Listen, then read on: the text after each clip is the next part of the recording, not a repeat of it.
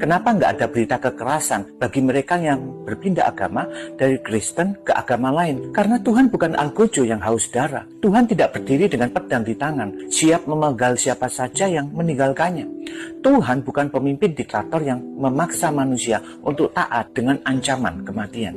Tuhan itu penuh kasih, gembala yang baik, dan juru selamat yang rindu menyelamatkan, bukan membinasakan. Kalau kamu ingin tahu Tuhan itu seperti apa, baca kisah anak bungsu di Lukas pasal 15. Di situ diceritakan anak bungsu itu pergi meninggalkan rumah ayahnya. Ia memaksa minta warisan sebelum waktunya, menghamburkan semuanya untuk hidup dalam dosa, menikmati dunia sesuka hatinya. Lalu ia jatuh, bangkrut, ia sendirian, ia tersesat dalam kehancuran karena ulahnya sendiri.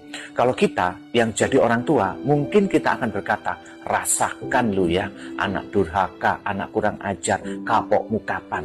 Tapi bukan itu yang dilakukan Tuhan. Di perumpamaan itu diceritakan ketika anak itu sadar dan pulang ke rumah sang bapa, tidak duduk dengan tangan berlipat menunggu dengan tatapan penuh kekecewaan. Tapi ia berlari menjemput anaknya. Yes, berlari. Di budaya Yahudi saat itu, seorang pria tua berlari adalah hal yang tidak lazim. Tapi Tuhan melakukannya dalam perumpamaan ini. Kenapa?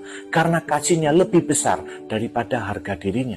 Bapak itu tidak berkata, kamu sudah pergi, kamu harus dihukum.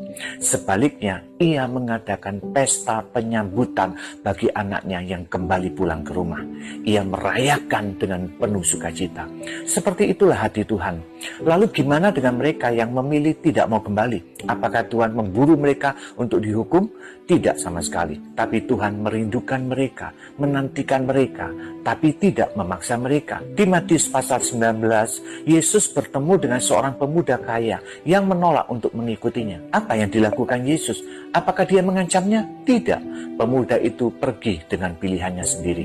Dan Yesus membiarkannya pergi.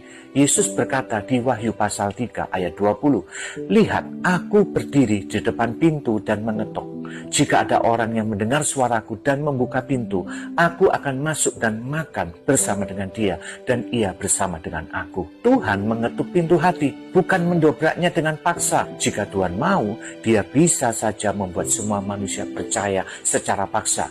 Dia bisa menurunkan hukuman langsung dari langit bagi setiap orang yang meninggalkannya. Tapi bukan itu cara Tuhan bekerja. Dia mengasihi, tapi juga tidak memaksa kalau mereka menolak.